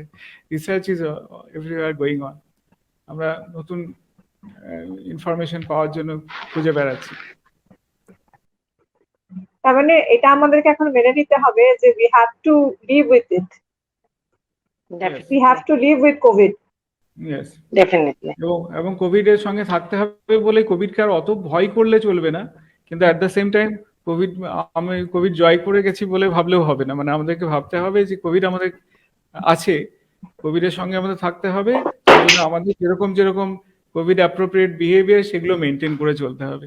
ভ্যাকসিনও নিতে হবে, কোভিড অ্যাপ্রোপ্রিয়েট বিহেভিয়ারও মেনটেন করতে হবে। এই ভ্যাকসিন নেওয়ার ক্ষেত্রে একটা প্রশ্ন খুব শোনা যাচ্ছে, কোন ভ্যাকসিন, কোভিশিল্ড না কোভ্যাক্সিন? এরকম কি কিছু আছে, মানে এটা কি জাস্টিফাইড? দেখুন, যতগুলো ভ্যারিয়েন্ট ভ্যাকসিন আছে সবগুলো ভ্যাকসিনই কিন্তু এফেক্টিভ, সবগুলো ভ্যাকসিনই এফেক্টিভ, এবং তাদের কোনোটাই 19-20 যেগুলো ওদের এফিকেসি যারা ওরা ক্লেম করে সেগুলো খুবই সামান্য এদিক ওদিক। প্রত্যেকটা ভ্যাকসিনই ভালো, প্রত্যেকটা ভ্যাকসিনই এফেক্টিভ। সুতরাং এরকম কোনো নয় যে কোভিশিল্ড নিলে কোভিশিল্ড বেটার, কোভ্যাক্সিন বেটার ভালো নয়, বা কোভ্যাক্সিন বেটার, কোভিশিল্ড ভালো নয়। নট দ্যাট, প্রত্যেকটা ভ্যাকসিনই ভালো, প্রত্যেকটা ভ্যাকসিনই ভালো, এবং ভ্যাকসিনগুলো প্রত্যেকটাই এফেক্টিভ। বিভিন্ন টেস্ট করে তাদের রেগুলেটরি অথরিটির থ্রু দিয়ে এগুলো আসতে হয়, খুব সহজে ভ্যাকসিন ছাড়পত্র পায় না। এখানে আরেকটা প্রশ্ন অনেকে করেন যে রিগার্ডিং প্রেগনেন্ট মারা ভ্যাকসিন নিতে পারবেন কিনা, বা যারা ব্রেস্ট ফিড করাচ্ছে, মানে ব্রেস্ট ফিডিং এ তো ল্যাকটেশনে তো এখন অ্যালাউড হয়ে গেছে, ওয়ার্ল্ড ওয়াইড তো হয়ে গেছে, ইন্ডিয়া গভর্নমেন্টও ছাড় দিয়ে মানে বলে দিয়েছে যে সেফলি নিতে পারবে যারা বাচ্চাকে বুকের দুধ খাওয়াচ্ছে, মানে ডেলিভারি হয়ে যাওয়ার পরে তারা নিশ্চয়ই ভ্যাকসিন নিয়ে নিতে পারবে, এবং নিয়ে নেওয়াই ভালো, কারণ তারা বাচ্চার সংস্পর্শে থাকছে। এটা আর প্রেগনেন্সিতে এখনো গভর্নমেন্ট অফ ইন্ডিয়ার রুলসে এখনো প্রেগনেন্সিতে আসেনি, তো বিভিন্ন ট্রায়াল চলছে বিদেশে, অনেক জায়গায় প্রেগনেন্সিতেও ভ্যাকসিনেশন অ্যালাউ করে দিয়েছে, মানে কোভিড ভ্যাকসিনেশন। অন্য তো অনেক ভ্যাকসিনেশনই আমরা জানি টিটেনাস টক্সয়েড একটা খুব কমন ব্যাপার, যেটা প্রেগনেন্সিতে সবাইকে দিতে হয়, ঠিক আছে? সুতরাং এমন না যে প্রেগনেন্সি মানেই সে ভ্যাকসিনেশন একটাও নেবে না। But the point is regarding Covid vaccination, এখনো প্রেগনেন্সি, ডিউরিং প্রেগনেন্সি এটা আন্ডার ট্রায়াল চলছে। তবে ভ্যাকসিনেশন নিয়ে অনেকে এরকম বলেছে যে অনেকে তো বুঝতে পারেননি প্রেগনেন্ট, ভ্যাকসিনেশন নিয়েছেন, তারপরের মাসে বা 2-1 মাসের মধ্যে প্রেগনেন্ট হয়ে গেছেন। তাতে কিন্তু এখনো অব্দি দেখা গেছে কোভিড বা কোভিড ভ্যাকসিনেশনে কোন রকম বাচ্চার, যেটা আমরা সবসময় মনে করি যে বাচ্চার কোনো সমস্যা হলো কিনা, জন্মগত ত্রুটি বা কিছু, সেরকম কিছু এখনো ধরা পড়েনি। সুতরাং এই নিয়ে অযথা আতঙ্কিত হওয়ার কোনো দরকার আছে বলে মনে হয়। এবং যারা ল্যাকটেটিং মাদার তাদের ক্ষেত্রেও সবাই মানে যে কোনো ভ্যাকসিনই নিতে পারে, ভ্যাকসিন নেওয়ার ক্ষেত্রে কোনো চয়েসের ব্যাপার তো নেই। না, তবে ওটাই যেটা বলছিলাম যে ফার্স্ট ডোজ যেটা, second dose of same vaccine should be same vaccine. দু একটা ক্ষেত্রে ভুল হয়েছে, কিন্তু ইটস নট দ্যাট যে ফার্স্ট ডোজ যেটা, সেকেন্ড ডোজ সেম ভ্যাকসিন দেওয়া হয়। তবে হ্যাঁ, এখানে একটা ব্যাপার আছে, সেটা হচ্ছে যে একটা ভ্যারাইটি অফ ভ্যাকসিন যেটা আমাদের এখন এখানে চলছে, স্পুতনিক ভি বলে, সেই ভ্যাকসিনে কিন্তু দুটো ডোজের মধ্যে একটু ডিফারেন্স আছে, কিন্তু দ্যাট ইজ অ্যাকসেপ্টেড, এবং সেটাতে ইমিউনোজেনিসিটি দেখা গেছে ভালো আছে। সুতরাং সেটাও একটা অ্যাকসেপ্টেড মোড অফ ভ্যাকসিনেশন। কিন্তু এই হচ্ছে যে ভ্যাকসিন আমরা ফার্স্ট ডোজ নেব, সেই ভ্যাকসিন সেকেন্ড ডোজ নেব। এটাতে কিন্তু সবাই একটু কেয়ারফুল হতে হবে। যেখানে ভ্যাকসিন নিতে যাচ্ছেন, সেখানে যারা সেকেন্ড ডোজ নিতে যাচ্ছেন তারা যেন এটা মনে রাখেন। আর অনেক ক্ষেত্রে হয় যে মনে করতে পারছে না কি ডোজ নিয়েছে, হয়তো বলতে পারছে না। আমাদের অনেক সেভাবে মনে রাখা, বয়স্ক লোকেদের ক্ষেত্রে মনে রাখা অসুবিধা, যারা সে মতো অতটা শিক্ষিত নয় তাদের অনেক সময় নামটাই মনে রাখতে পারেন না, দুটো হয়তো ভুল করে ফেলে। তাদের ক্ষেত্রে কিন্তু ওটা মাথায় রাখতে হবে। যেটা আমাদের কোউইন পোর্টালে একটা সুবিধা হচ্ছে যে ওখানে আপনার ওটাতে চেক পয়েন্ট আছে, যে সেকেন্ড ডোজ দিতে গেলে ওটা আটকে যাবে না, উনি এটা পাননি। সুতরাং ওইটা ইম্পর্টেন্ট, মনে রাখার চেষ্টা করতে হবে সবাইকে, যে ডোজটা ফার্স্ট ডোজ পেয়েছি আমি সেকেন্ড ডোজটা সেটাই নেব। হ্যাঁ, মানে এটা একটু লাইটার মুড। এখন মানে ভ্যাকসিন নিলে ম্যাগনেটিক হয়ে যাচ্ছে শরীর। ফালতু কথা। একটা কোনো কোয়েশ্চেন এসছে যে effective in what sense, is it related to হ্যাঁ। Mortality or any other long COVID issues? হ্যাঁ হ্যাঁ এখন এফেক্টিভ ডেফিনেটলি মর্টালিটি তো কমাবে, সেটা তো আমরা আগেই বলেছি যে এফেক্টিভ মানে দেখা গেছে ভ্যাকসিনের সাথে vaccinated people and non vaccinated people, if you compare will see that severity of the disease and the mortality is very much less among the vaccinated people. যারা ভ্যাকসিন নেন তাদের মধ্যে কিন্তু সিভিয়ারিটি অনেক কম এবং সেটা এবং মর্টালিটিও ভীষণ কম। সুতরাং ভ্যাকসিন ডেফিনেটলি ইফেক্টিভ এবং এটা কাজ করছে। দ্যাট ইজ আমাদের একটা ইনফারেন্স আমরা নিতেই পারি যে ভ্যাকসিন ডেফিনেটলি কাজ করছে। আর লং কোভিড এটা একটা খুব কমন ইস্যুস। অনেকেই দেখা যাচ্ছে যে কোভিড হয়ে বাড়ি চলে আসছে, বাড়ি চলে আসার পরে আবার তারপরে তার সমস্যা হয়ে যাচ্ছে বিভিন্ন ভাবে, আবার কোনো কারণে মারাও যাচ্ছেন অনেকে, বা অনেক দিন ধরে অনেক রকম অসুখে ভুগছেন। তো লং কোভিড এটা একটা ডেফিনেটলি, যেটা আমি আগেও বলেছি, অসুখটা নতুন, সুতরাং নিত্য নতুন এটা আমাদের আলোচনা এবং রেগুলার রিসার্চ চলছে এটা নিয়ে। সুতরাং সেই অনুযায়ী আমাদের এটা চিন্তা করতে হবে। লং কোভিডেও একই ব্যাপার, যে সিভিয়ারিটি যেহেতু কম, সুতরাং লং কোভিড এর ক্ষেত্রেও সেটা definitely vaccinated people will be benefited. ওটাই কথা। অ্যাকচুয়ালি লং কোভিড যেটা হয় সেটা হচ্ছে কোভিড কমপ্লিকেশনের জন্য। কোভিড কমপ্লিকেশন যেগুলো হয় সেগুলো অর্গান ড্যামেজের জন্য অনেক সময় হয়, যে হয়তো লাংসে ক্ষতি হলো, পার্মানেন্ট কিছু ক্ষতি হলো। তো সেগুলো কিন্তু যারা vaccinated people who are getting even after vaccination, যারা কোভিড হচ্ছে তাদের কিন্তু লাং অ্যাফেকশন কম হচ্ছে। ওই যে যেটা বলছিলেন বারবারই, মরবিডিটি এবং মর্টালিটি দুটোই কম, তাহলে তাদের ক্ষেত্রে কিন্তু লং কোভিড কমপ্লিকেশনও কিন্তু অনেক কম। সেই দিক থেকে এটা অনেক বেনিফিশিয়াল এফেক্ট আছে।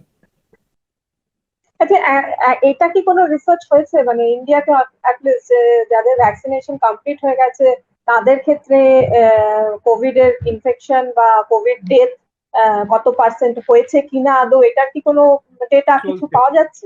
চলছে, ডেটা কালেকশন চলছে। It is a very interesting field of study, data collection চলছে। আচ্ছা, হ্যাঁ, সম্প্রতি তো এইমস এর একটা ডেটা আমরা দেখছিলাম, আজকেই বোধহয় খবরের কাগজে বেরিয়েছে, যে যেখানে ভ্যাকসিন নেওয়ার পর মৃত্যু হার অত্যন্ত কম। এরকম একটা আজকে আমরা খবরের কাগজে দেখছিলাম বেরিয়েছে। ফলে আমরা একটুখানি একটা পজিটিভ নোটে এটুকু বলা যায় যে ভ্যাকসিনেশন ইজ ভেরি ইম্পর্টেন্ট, এবং ভ্যাকসিনেশনের যে বিভিন্ন যে এই কারণে নেওয়া যাবে না, সেই কারণে নেওয়া যাবে না, এই কারণগুলোকে আমাদের থেকে বাদ দিতে হবে। কারণ আজকের যে আলোচনার যেটা ফল, সেটা একমাত্র যেটুকু বোঝা গেল যে যিনি প্রেগনেন্ট ওমেন, প্রেগনেন্ট লেডি, তিনি বাদ দিয়ে বাকি ধরুন কেউ থিনার নিচ্ছেন, কেউ কারুর কোভিড হয়েছে বা কারোর অ্যালার্জি আছে ইত্যাদি বিষয়গুলোকে আমাদের এই ভ্যাকসিনেশনের ক্ষেত্রে ধরা উচিত হবে না। প্রত্যেকেই ভ্যাকসিনের নিতে পারে। প্রত্যেকটা ক্ষেত্রেই ডাক্তারদের পরামর্শটা খুব জরুরি, নিজে সিদ্ধান্ত পরামর্শ না। হ্যাঁ, পরামর্শ নিয়ে ভ্যাকসিনেশনটা হতে পারে, সেটাই আর কি। ভ্যাকসিনেশনটা যে কোনো ক্ষেত্রে করতে হবে। ভ্যাকসিনেশনটা at any cost, vaccination has to be done. Yes. For Definitely. those available, the vaccination is a must. আর কোনো সুমিতা, প্রশ্ন আমার আছে? মনে হয় যে আমরা অনেকটাই শেষ পর্যায়ে চলে এসেছি। আমরা একটু অপেক্ষা করি, কারণ অনেকটা প্রশ্ন করছেন। এইমাত্র ডক্টর রহমান বর্ধমান থেকে একটা প্রশ্ন করেছিলেন যে ভ্যাকসিনের চরিত্র ক্রমশ বদলে যাচ্ছে। তাহলে আমরা যে এই যে প্রশ্নটা আপনারা দেখুন, যেহেতু Covid virus always changes his state, তাহলে কোভিড ভ্যাকসিন কিভাবে মানুষের শরীরে কাজ করবে? Covid vaccine actually most of the vaccines তারা স্পাইক প্রোটিনের এগেনস্টে কাজ করে। এক্ষেত্রে কিছুটা তাদের ক্যারেক্টার চেঞ্জ করছে, মিউটেশন হচ্ছে, কিন্তু এখনো অবধি এই ভ্যাকসিনগুলো মোস্ট অফ দ্য মিউট্যান্টের এগেনস্টে কাজ করছে, কিন্তু হতেই পারে যে এরকম মিউট্যান্ট যেখানে আমাদের কাজ করবে না, যেরকম ডেল্টা ভেরিয়েন্টের ক্ষেত্রে আমরা এখনো শিওর নই কতটা এফেক্টিভ হবে। সেই জন্য research is going on, but overall the protection is much more, much better than what we actually anticipate. কোনো ভ্যাকসিনই অ্যাকচুয়ালি 100% প্রোটেক্টিভ এই কথাটাই মানে বোধহয় মেডিকেল সায়েন্সে নেই, মানে nothing is 100% in medical science, সেরকমই অবস্থা। তো যার ফলে যেমন আমরাও এটা দেখেছি, একই বাড়িতে 5 জন কোভিডে আক্রান্ত হলো, একজন হয়তো মারাই গেলেন, বাকি সবাই কিন্তু ঠিকঠাকই হয়ে গেল। এবং এরকমও না যে যিনি সবচেয়ে বয়স্ক লোক তিনিই মারা গেলেন, এরকম ভাবে অঙ্কের হিসেব কিন্তু চিকিৎসা শাস্ত্রের সাথে মেলে না, সেটা একটা বিশাল ব্যাপার। যার জন্য এই নো ভ্যাকসিন ইজ 100% প্রোটেক্টিভ। যা আমাদের ভ্যাকসিন অ্যাভেলেবল প্রত্যেকেরই একটা যে কোনো ধরনের, সে চিকেন পক্স হোক, মামস হোক, মিজলস হোক, যে যা যা ভ্যাকসিন আমাদের অ্যাভেলেবল, পোলিও হোক, সবটারই একটা পার্সেন্টেজ থাকে যে যেখানে হয়তো vaccinated people may have the disease, কিন্তু এটা সত্যি যদি ভ্যাকসিনের পরে যদি ডিজিজ হয়, ডেফিনেটলি সেই ডিজিজের সিভিয়ারিটি এবং মৃত্যু হার, মর্টালিটি, এই দুটো কিন্তু কম হবেই, না হলে সে ভ্যাকসিন কাজ করবে কি করে? আর ভ্যাকসিনে যে বলছিলে যে কি করে কাজ করছে, এবার কি করে কাজ করছে, ভ্যাকসিন তো একই ভাইরাস, তার অনেকগুলো অংশ, যতই চেঞ্জ করুক, সে তার পুরোটা চেঞ্জ করলে সে তো একটা ডিফারেন্ট ভাইরাস হয়ে যাবে। তার কিছুটা পোর্শন চেঞ্জ করে, আমরা যদি জেনোমিক সিকোয়েন্স সব ডিটেলে নাও বাজাই, কিছু কিছু অংশ তার শরীরের চেঞ্জ হয়, তার মানে ভাইরাস আমূল নিজেকে বদলে ফেললো, তাহলে সেটা অন্য ভাইরাস হয়ে যাবে, সে তাহলে করোনা ভাইরাস থাকবে না। তো সেইভাবেই বলছি যে সুতরাং আমরা যখন একটা ভ্যাকসিন হয় তখন একটা ভাইরাসের একটা পয়েন্টের এগেনস্টে তো হয়ই, কিন্তু তার সাথে তার কিছু অ্যাডিশনাল ইমিউনিটিও থাকে, যেটা আমরা পরে অনুভব করি যে ন্যাচারাল ডিজিজের ক্ষেত্রেও একটা অ্যাডিশনাল ইমিউনিটি, যেটা আমরা সেল মিডিয়েটেড ইমিউনিটি বলি, সেরকম ইমিউনিটিও আমাদের মধ্যে থাকে। সুতরাং ভ্যাকসিন নিলে ডেফিনেটলি বেনিফিট হবে, এটুকু একদম শিওর। এবং আচ্ছা, ডক্টর বল এবং ডক্টর নাসের দুজনকেই আমার একটা প্রশ্ন, সেটা হচ্ছে যে সবসময় বলা হচ্ছে যে নেগেটিভ রিপোর্ট, মানে নেগেটিভ, আপনার মানে কোভিড হয়ে যাওয়ার পরে নেগেটিভ রিপোর্টও নিয়ে আসতে হচ্ছে অনেক জায়গাতে। এইটা কতটা বাস্তবসম্মত বা কতটা করা যায়? কারণ অনেক জায়গাতে আইসিএমআর বলছে নেগেটিভ রিপোর্টের কোনো দরকার নেই। না, অনেক জায়গায় না, আইসিএমআর তো বলেই দিয়েছে যে নেগেটিভ রিপোর্টের কোনো প্রয়োজন নেই, আইসোলেশনের পিরিয়ড হচ্ছে 14 ডেজ, এবং দেখা গেছে 14 ডেজ এর পরে যদি তার ইনফেকশন, মানে আই মিন জ্বর, কারুর দেখা যাচ্ছে 15 দিনের পরেও তার জ্বর চলছে, কিন্তু তার নিজের অসুস্থতা থাকতে পারে, কিন্তু তিনি কিন্তু অন্যের জন্য ইনফেক্টিভ নন, মানে তার থেকে রোগটা অন্য কারুর হবে না, তার নিজের হয়তো জ্বর তখনও কমেনি, বা আবার জ্বর কমে গেছিল, আবার একটু ঘুরে এসছে জ্বর, বা কাশিটা তখনও কমেনি, কাউকে অক্সিজেন হয়তো 1 মাস 1.5 মাস ধরে দিতে হচ্ছে, কিন্তু তার মানে এই নয় যে 1 মাস 1.5 মাস ধরেই তিনি কোভিড রোগটা ছড়াচ্ছেন, তার কিন্তু ওই 14 দিন পরে আর 10 দিন পরেই কিন্তু, যাই 14 দিন পরে কিন্তু তার কোভিড রোগটা তার থেকে আর অন্য কারোর হবে না। সুতরাং সেকেন্ড রিপোর্ট, এটা কিন্তু আমরা জানি প্রথম যখন ইন্ডিয়ায় কোভিড শুরু হয় তখন মাত্র একটা ল্যাবরেটরিতে টেস্ট হতো, এই রোগটা নতুন, বারবার বলছি, সুতরাং টেস্ট কিট প্রচুর নেই আমাদের, অত বিশাল অ্যামাউন্ট নেই টেস্ট কিট। এবার নেগেটিভ আমি হলাম কিনা, লোকের ধারণা হচ্ছে আমি নেগেটিভ মানে আমি রোগ সেরে গেছে, এটা কিন্তু সেরকম নয়। কোভিড সারা এবং নেগেটিভ রিপোর্টের উপর নির্ভর করে না, এবং অনেক অফিস চাইছে, এটা পুরো মানে এগেইনস্ট দ্য গভর্নমেন্ট ল, কারণ গভর্নমেন্টই বলে দিয়েছে সেকেন্ড বার টেস্ট করার কোনো প্রয়োজন নেই, নেগেটিভ রিপোর্টের কোনো প্রয়োজন নেই, এটা কিন্তু গভর্নমেন্ট অফ ইন্ডিয়া ডিরেক্টিভ, এটা যারা বলছে তারা কিন্তু এগেইনস্ট দ্য গভর্নমেন্ট কথা বলছে বলে আমার ধারণা। ঠিক আছে, আমরা তো বোধহয় একদম অনুষ্ঠানের শেষ পর্যায়ে এসে পৌঁছেছি। আমি আরেকটা ছোট্ট প্রশ্ন, আরেকটা প্রশ্ন আছে। এই যে আমরা যে মৃত্যুর কথা বলছিলাম করোনা ভাইরাসের, তাতে দেখা গেল যে এবার একটা প্রচুর যুবকদের উপর প্রচন্ড প্রভাব পড়েছে এবং প্রচুর মৃত্যু হয়েছে, যুবকদের ক্ষেত্রেও দেখা গেছে। এটা কি ভ্যাকসিনেটেড না হওয়ার ফলে, না মানে আপনার ভাইরাসটাই এমন যে সেটা তাদেরকে বেশি আক্রমণ করেছে, নাকি পুরোটাই হচ্ছে গিয়ে যে একটা কিছু না, সেরে যাবে, এই মানসিকতা? হ্যাঁ, এখানে দেখুন, যুব বলতে আমরা ধরে নিই আমরা 45 এর নিচে ধরে নিচ্ছি, যে তার নিচে যারা এজ গ্রুপ, তাদের মধ্যে কোমরবিডিটিসটা ইউজুয়ালি কম থাকে তাদের মধ্যে, তাহলে আমাদের ডিজিজ সিভিয়ারিটিটা কম হওয়ার কথা। যারা 45 এর নিচে বা আমরা যাদের যুব বলছি, তাদের অনেকের ক্ষেত্রেই যেটা হয় যে ইউজুয়ালি তাদের কোমরবিডিটিস থাকে না, কম থাকে, থাকলেও কম থাকে, তাদের ক্ষেত্রে হয়তো মানে ডিজিজ সিভিয়ারিটি কম হয়, ন্যাচারালি তাদের মর্টালিটি কম হওয়ার কথা।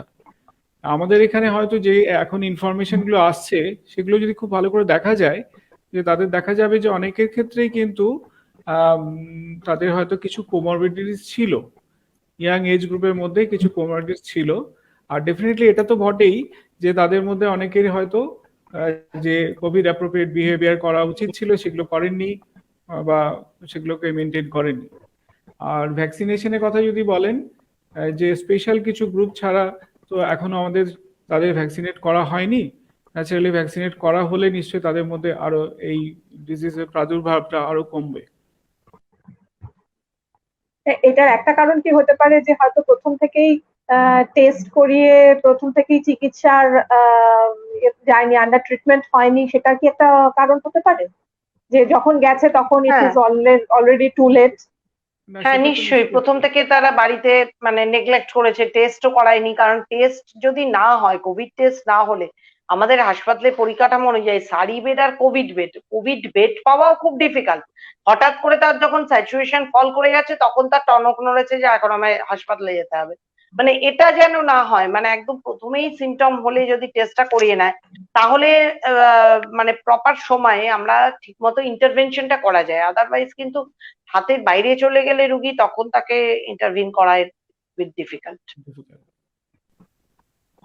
একদমই, যার জন্য টেস্ট করাটা কিন্তু ইম্পর্টেন্ট। নট দ্যাট যে 14 দিন বা 17 দিন পরে গিয়ে আমি আবার এবার রিটেস্ট করব পজিটিভ থাকার পরে, কিন্তু টেস্ট করাটা ইম্পর্টেন্ট। যাদের সিমটম আছে অতি অবশ্যই, সে যে বয়সেই হোক না কেন সিমটম আছে, ডেফিনিট কন্ট্যাক্ট হিস্ট্রি আছে, তাদের ক্ষেত্রে টেস্ট অতি অবশ্যই করা উচিত। বিশেষ করে অতিমারির সময় আমাদের ধরেই নিতে হবে বাই ডিফল্ট যে সর্দি কাশি জ্বর যেগুলো হচ্ছে সেগুলোর মধ্যে পসিবিলিটি আছে করোনা হওয়ার, সুতরাং সেগুলোকে নেগলেক্ট করার কোনো জায়গা নেই। যেটা হয় যে কম বয়সীদের মধ্যে অনেক সময় এটা হয়তো নেগলেক্ট করার একটা টেন্ডেন্সি থাকে, যে ঠিক আছে কোনো ব্যাপার না, হয়ে যাবে, কোনো অসুবিধা নেই। তাতে ডিজিজ সিভিয়ারিটি যখন বাড়তে থাকে, হয়তো আমার একটা স্টেজে গিয়ে পৌঁছালো যখন সত্যি ইটস টু লেট, তখন প্রবলেম হয়ে যায়। এবং নেগেটিভ টেস্টের ক্ষেত্রে আরেকটা জিনিস বলার হয়নি তখন বলা, সেটা হচ্ছে নেগেটিভ কিন্তু অনেকে 3 মাস অব্দি পজিটিভ থাকতে পারেন। কারণ ভাইরাসের যদি সামান্য পার্টিকেল তার থাকে, তার থেকে অন্য কারো ইনফেকশন হবে না, বা তার কোভিড ইনফেকশন আর নেই, কিন্তু তার জন্য টেস্টটা পজিটিভ হয়ে যেতে পারে, আরটিপিসিআর টেস্টটা পজিটিভ হতে পারে। সুতরাং ওই রিপিট টেস্ট যেটা বারবার করে আমরা বলছি, যে সেটা একদম করানোর জন্য আমরা কেউ রেকমেন্ড করবো না। এবং গভর্নমেন্ট অফ ইন্ডিয়া বা আইসিএমআর তারাও কিন্তু এটার বিরুদ্ধেই বলেছে, কেউ বলেনি রিপিট টেস্ট করতে। ঠিক আছে, তবে এখানে আরেকটা জিনিস আমি বলিনি ডক্টর বল, হচ্ছে যে যদি ফার্স্ট টাইম টেস্ট করেও সিমটম আছে, ফার্স্ট টাইম টেস্ট করেও নেগেটিভ হলো, 5 দিন পরে নেগেটিভ হলো, তাদের ক্ষেত্রে সিমটম কন্টিনিউ করলো, তাদের ক্ষেত্রে কিন্তু আরেকবার রিপিট টেস্ট করার প্রয়োজন আছে, যারা একবারও পজিটিভ হয়নি। সাপোজ সে নেগেটিভ কিন্তু তার সিমটম কন্টিনিউ করলো, তাহলে ওকে রিপিট টেস্ট করার প্রয়োজন হতে পারে, যে হয়তো দেখা গেল যে সত্যি সেই ইনফেকশনটা কিছুদিন পরে অ্যাকচুয়ালি ইনফেক্টেড হয়েছে। ইনিশিয়াল সিমটম হয়তো অন্য ছিল, তারপরে সে ইনফেক্টেড হয়েছে। ন্যাচারালি টেস্ট কিছুদিন পরে ফলস নেগেটিভ, যেটা আমরা বলি আর কি, ফলস নেগেটিভ টেস্ট যদিও খুব কম, আরটিপিসিআর এর ক্ষেত্রে খুবই কম, তবুও still there is a chance, definitely percentage. সুতরাং একবার যদি নেগেটিভ হয় অথচ সিমটম পারসিস্ট করছে, তাহলে কিন্তু আরেকবার রিপিট টেস্ট করার দরকার আছে। এবং সেক্ষেত্রে চিকিৎসকের সঙ্গে পরামর্শটা নিয়ে নেওয়া। কারণ অনেক সময় এটা হয়েছে, মানে আমার নিজেরই একজন রুগী ছিল যার 3 বার টেস্ট করেছি, 3 বারই নেগেটিভ। কারণ এই ভাইরাসটা সেকেন্ড ওয়েভের ভাইরাসে আরেকটা চরিত্র, যেটা internationally also it is proven that এরা গলায় বেশিক্ষণ থাকছে না। আমরা তো সোয়াবটা নিই গলা থেকে, এবার গলায় যদি ভাইরাসটা না থাকে, how will you detect the virus? এরা সোজাসুজি লাংসে চলে যাচ্ছে, মানে within a very short period তারা লাংসে চলে যাচ্ছে, এবং যার ফলে পরে আমাদের হয়তো সিটি স্ক্যান বা অন্যান্য ব্লাড টেস্টের মাধ্যমে বুঝতে হচ্ছে, indirect evidence to some extent, that the person is affected by covid. সুতরাং সেক্ষেত্রে কিন্তু আমাদের ডাক্তারের পরামর্শ অনুযায়ী চলতে হবে। আমরা মোটামুটি শেষ পর্যায়ে চলে এসেছি। আমার একটা প্রশ্ন আছে, যে আমার শরীরে অ্যান্টিবডি কতটা তৈরি হয়েছে, বা আদৌ অ্যান্টিবডি তৈরি হয়েছে কিনা সেটা আমি বুঝবো কি করে? টেস্ট করে। টেস্ট করতে হবে অ্যান্টিবডি টেস্ট, কিন্তু that is also another costly test. Private ল্যাবে অনেক সময় অ্যান্টিবডি টেস্ট করছে, গভর্নমেন্টে খুব কম কম জায়গায় অ্যাভেলেবেল আছে। মাঝে খুব উঠেছিল যে সবার অ্যান্টিবডি টেস্ট করা হচ্ছে, বা এখন সেরো সার্ভেলেন্স হচ্ছে, সেখানে অ্যান্টিবডি টেস্ট হচ্ছে। সো অ্যান্টিবডি আছে কিনা সে টেস্ট করেই দেখতে হবে। কিন্তু এরকমও হয়েছে অনেকে যে ভ্যাকসিনেশন হয়েছে, তারপরে তার অ্যান্টিবডি নেই বলে হতাশ হয়ে পড়েছেন যে তাহলে আমার কি হলো, আমার ইমিউনিটি তৈরি হয়নি বা এরকম। কিন্তু ওই যে আমি একটা কথা বলছিলাম যে এর পেছনে একটা এক ধরনের ইমিউনিটি আর একটা আছে অ্যান্টিবডি ছাড়াও, সেটা হচ্ছে সেল মিডিয়েটেড ইমিউনিটি, যেটা অত সহজে মাপা যায় না। সুতরাং সেটা কিন্তু আমাদের শরীরে থেকে যাচ্ছে, সেটা কিন্তু, সুতরাং অ্যান্টিবডি নিয়ে অত বেশি লাফালাফি না করাই ভালো। আর একটা প্রশ্ন এসেছে যে ওরাল ভ্যাকসিন কি নিয়ার ফিউচারে কিছু আসছে? এবং এটা ওরাল ভ্যাকসিনের কথা এখনো শোনা যায়নি, তবে নেজাল ভ্যাকসিনের কথা শোনা যাচ্ছে। নেজাল ভ্যাকসিনের কথা শোনা যাচ্ছে, আমাদের ওটাও টেস্টে আছে। বিশেষ করে পেডিয়াট্রিক এজ গ্রুপের জন্য ওটা সুবিধাজনক হবে। সেটা এখনই অদূর ভবিষ্যতে ওরাল ভ্যাকসিনের কথা এখনো আসেনি। ওরাল ভ্যাকসিন নিয়ে এখনো কোনো সেরকম পরীক্ষা নিরীক্ষা হচ্ছে না। না, এখন nasal vaccine নিয়ে হচ্ছে। নেজাল ভ্যাকসিন মানে ইনজেকশন নিতেই হবে, ভ্যাকসিন নিতে হলে ইনজেকশনে না, আমাদের আমরা আজকে একদম শেষ, 1 ঘন্টা হয়ে গেছে, আমাদের সময় একদম শেষ। অনেক ধন্যবাদ ডক্টর নাসির, ডক্টর বল দুজনকে। যে কোনো এই আমাদের এই এতক্ষণের আলোচনাতে এটাই প্রমাণিত যে সামান্যতম যদি সিমটম উপসর্গ যদি থাকে তাহলে অবশ্যই টেস্ট করুন, ডাক্তারের পরামর্শ নিন, টেস্ট করুন। টেস্ট করাতে কোনো অসুবিধা নেই, করানোই প্রয়োজন আর কি। এবং টেস্ট করিয়ে যদি পজিটিভ হন তাহলে সেই ডাক্তারের পরামর্শ অনুযায়ী ওষুধপত্র খেয়ে সাবধানে থাকুন। এবং যে মুহূর্তে উপলব্ধ হবে আপনার ভ্যাকসিনটা নিন, যে ভ্যাকসিন পান, কোভিশিল্ড হোক, কোভ্যাক্সিন হোক, ভ্যাকসিনের দুটো ডোজ অবশ্যই নিন। তাতে নিজেও ভালো থাকবেন, আমাদের বাকি বাড়ির সমস্ত লোকেরাও ভালো থাকবে, সমাজও সুস্থ থাকবে।